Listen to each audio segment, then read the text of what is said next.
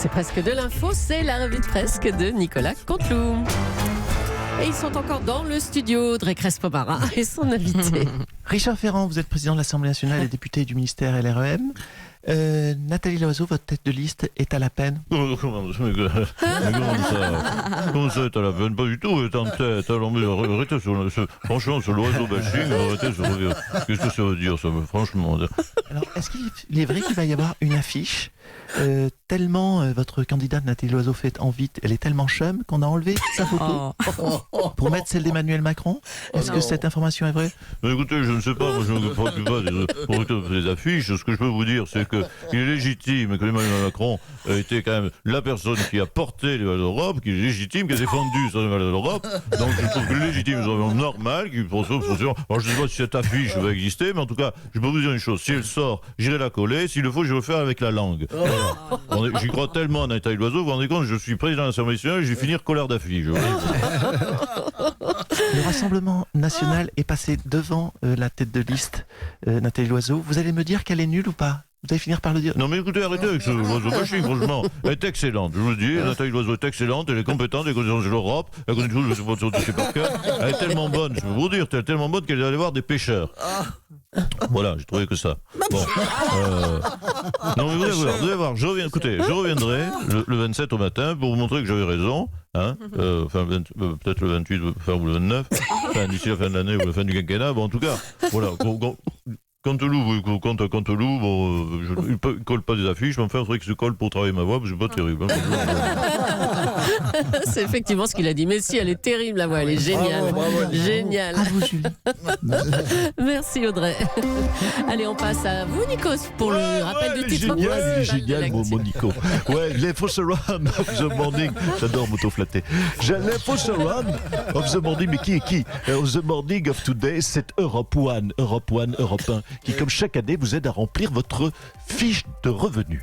Pour les impôts, 13 experts comptables sont mobilisés, oui. Des chemisettes à carreaux, des lunettes rectangulaires, des chiffres et des calculettes. C'est vrai Noël pour vous, Nicolas Barret? Enfin oui, c'est super excitant. Tous mes amis sont là, je les connais tous, on va s'éclater, c'est génial. On va remplir des formulaires sur les revenus imposables, des titres non cotés détenus dans les PEA, en mangeant du céleri en barquette. C'est le kiff, la plus belle journée de l'année. Bonne journée, Nicolas Barret. Allez, on va faire un petit point sur les élections européennes avec notre spécialiste, Danny Cohn-Bendit. Bonjour. Bonjour Thomas. Salut Zozo. Alors, on en est où de la campagne de Nathalie Loiseau? Ah écoute, là c'est terrible. C'est mort pour la pauvre Nathalie. Qu'est-ce que je te dis? Son principal opposant vient de sortir du bois. Et là, ça fait beaucoup de mal, on va pas se mentir. Attendez, non, c'est qui son principal opposant? C'est Marine Le Pen? Ben non, la météo. La météo. Ouvre les yeux, il fait un temps de rêve. C'est foutu là. Déjà, quand il flotte et qu'il fait 6 degrés, elle intéresse personne, l'oiseau. Mais alors si en plus il fait beau, non mais franchement... Non mais Abiker, si t'as le choix entre un meeting de Nathalie Loiseau en sous-sol ou un rosé en terrasse, qu'est-ce que tu fais? Hein? C'est vite vu? Ben ouais. Il a dit David Boucan là. Il y a même, oui, Doucan, pardon. Ouais, mais il parle tellement le matin que voilà. Alors écoute, il y a même plus sa photo sur les affiches. Ils ont préféré mettre Macron. Apathy aussi, il a dit. Elle est nulle en France cette campagne. Je suis d'accord, il se passe rien. On s'emmerde, il faut dire les choses. C'est vrai. Je compare, moi j'étais au Portugal le week-end dernier. Il y avait des affiches partout. Et c'est vrai. Mais on s'en fout de ta life, Nikos. On s'en fout que tu fasses ta vie au Portugal. Je te parle de la nullité de la nôtre de campagne. Il n'y a que des candidats de 4e choix qui disent tous la même chose. Mais lisez l'interview de Wauquiez, le Parisien. Si vous n'avez que ça à foutre, il dit rien sur l'Europe. Il a raison, comme Bendit. Vaut mieux aller boire un coup en terrasse. Ah, merci Jean-Michel. Du coup, voilà, la conclusion pour l'oiseau, c'est mort, dead caput l'oiseau. Allez, au revoir Thomas. Merci Dany. Survolté.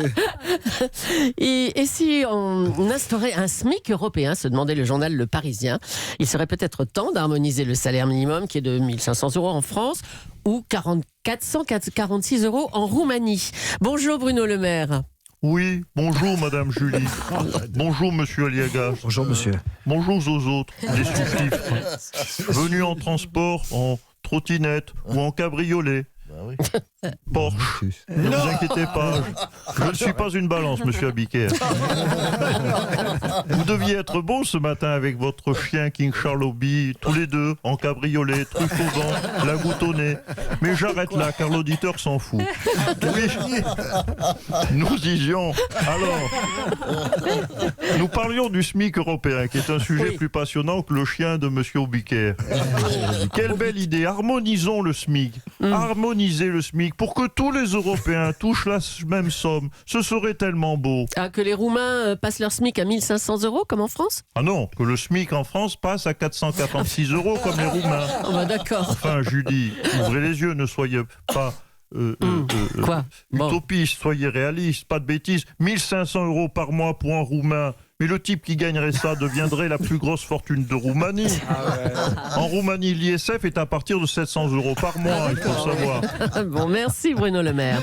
Allez, on va revenir sur la campagne européenne de Nathalie Loiseau avec son mentor Alain Juppé. Bonjour. Oui, bonjour la compagnie. Ah, il y avait longtemps, ça me fait plaisir de vous voir. C'est vrai. Nous aussi. C'est vrai, vous l'avez dit, je suis un peu son mentor. À Nathalie Loiseau, c'est moi qui l'ai formé. Oui, mais enfin, pour le moment, c'est pas terrible, hein? Non, mais attendez, laissez-moi finir ma phrase. C'est moi qui l'ai formé à la défaite. Parce qu'on forme à la défaite. Ah, ben oui, monsieur Apathy le sait, c'est un fin observateur, pardonnez-moi, de la vie politique. Chez les jupéistes, oui, il vaut mieux se préparer parce que la défaite, c'est notre quotidien depuis 40 ans. Alors, vous lui avez appris quoi, Nathalie Loiseau? Alors, déjà, je lui ai dit, écoute Nathalie, pour faire une bonne défaite, il faut être terne. Terne. Si tu brilles, on va te remarquer, tu risques de gagner. Alors bien sûr, pour moi, c'était plus facile, j'avais une forme de facilité, je suis chauve et je mets des costumes gris. Mais toi, tu es une femme, c'est plus difficile d'être terne. Et donc? Eh bien écoutez, je suis assez fier d'elle. On peut pas dire qu'elle brille vraiment, on est tous d'accord sur ce point. Ensuite, je lui ai dit, le mieux pour une défaite, c'est les casseroles. Alors là encore, pour moi, j'ai eu quelques facilités puisque je travaille aux côtés de Charles Chirac à la mairie de Paris. Oh là là. Mais je suis assez fier de Nathalie parce que Mediapart, vous le savez, a sorti qu'elle était sur une liste d'extrême droite à Sciences Po. C'est pas mal, ça peut lancer une bonne défaite, c'est une petite casserolette. Alors, un dernier conseil peut-être? Eh bien, c'est comme dans tout, il faut un certain facteur chance pour une bonne défaite, voyez-vous. Et là, j'avoue qu'en pleine année des Gilets jaunes, que Macron ait choisi une coinceuse de Neuilly, c'est quand même un sacré coup de bol pour elle. Bravo Nathalie, tout est réuni pour que tu sois une vraie jupéiste. La défaite est en toi, ma Nathalie. Merci Alain Juppé. Éric Dupond-Moretti est apparu assez énervé par l'attitude de son client Patrick Balkany. Alors que l'avocat tentait de plaider de façon émouvante la cause Balkany auprès des journalistes, avec une femme fragilisée par une tentative de suicide et un mari de 71 ans qu'il a trouvé inanimé dans la salle de bain, Patrick Balkany, très détendu, a tenu à rectifier son âge en rigolant. On va revivre cette séquence. Monsieur Dupond-Moretti, s'il vous plaît, une déclaration, s'il vous plaît. Écoutez, il me semble franchement que ce procès vire à l'acharnement. Isabelle Balkany, nous le savons tous, c'est une femme fragile. Et son mari l'a trouvée inanimée, imaginez la scène, dans sa salle de bain. Un choc, un véritable choc. Pour un homme âgé de 71 ans. Non, 70, voyons. Ne vieillissez pas devant nos amis, allons. Maître, oui, mais c'est pas bien grave. Hein, bon, je disais donc un homme de 70 ans qui était sous le choc de la découverte monstrueuse.